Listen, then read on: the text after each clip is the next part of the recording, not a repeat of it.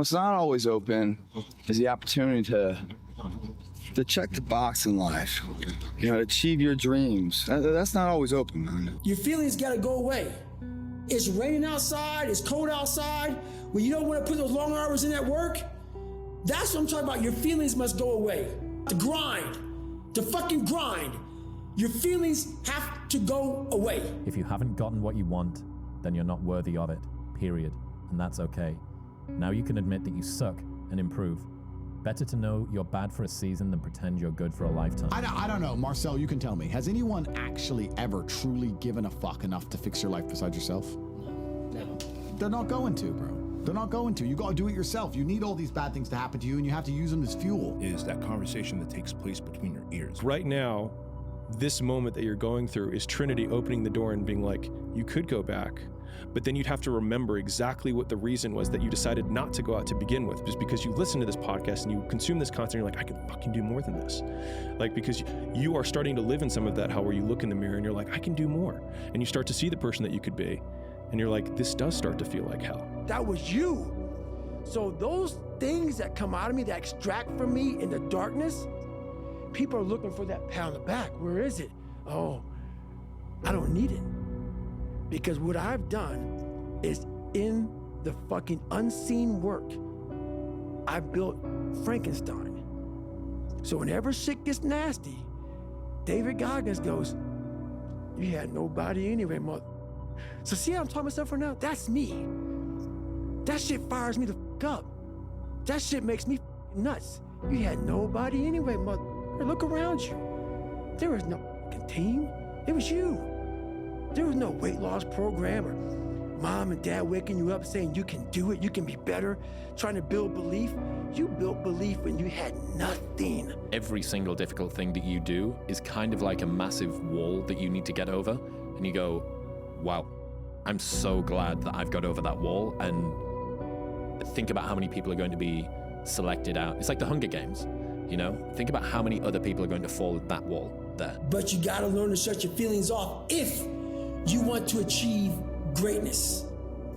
And greatness is only achieved when your feelings about that kind of shit, and let me say that kind of shit. So for those soft people who may be listening to this, don't put words in my mouth. I'm not talking about your family and all that shit. I'm talking about the grind. The grind. Your feelings have to go away. You're going to lose sleep. You'll doubt whether it'll work. You'll stress to make ends meet. You won't finish your to-do list. You'll wonder whether you made the right call and have no way to know for years. This is what hard feels like, and that's okay. Everything worth doing is hard, and the more worth doing it is, the harder it is. The greater the payoff, the greater the hardship. If it's hard, good. It means no one else will do it. More for you. I would lose a pound, gain 2. So I was just failing. I kept failing and kept failing and kept failing. So I had to teach myself how to fail right. And what that means is when I fail, I can't spend much time in that fail zone. I have to be able to get up and get after the next day just as fast, because my goals were to be a Navy SEAL. I don't have time to stay here and feel bad for myself for weeks and months and years, because I'll lose that time. You need to be able to sacrifice fun, which is temporary by the fucking way, for long-term success, man. That's just how it is, man. Instant gratification almost always hurts you later on, guys. Anything that's worth having always hurts up front, but then gives you long-term pleasure. You don't have the money to pay other people to help you. You don't have the resources to go get someone no one can learn it for you. It's like there's a lot of the things that we care about a lot. Like no one can work out for you. Doesn't matter how much money you have. No one can learn skills for you. And so in the early days, it feels so painful because you're you look around to see who can help you, and then you're like, it's me again. You have to want to be better. And it starts off with, you have to have pride in yourself. You have to have pride in yourself. You have to have, there's something about you, whether it's your last name, whether it's just the smallest thing, you have to be proud of yourself. And if you have no pride in yourself, I can't give it to you. Every morning you wake up, you hold yourself accountable to that mission, not a company's, your own.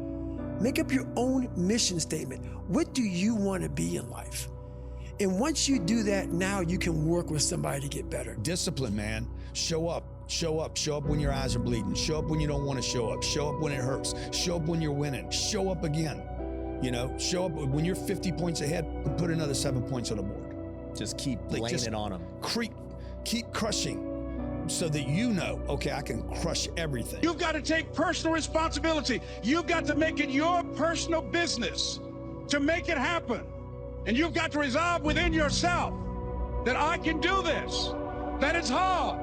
But you've got to say, I'm the one. I'm the one to make this happen. I'm the one to become successful in this business. As you work to help other people to become successful, that feeds your success.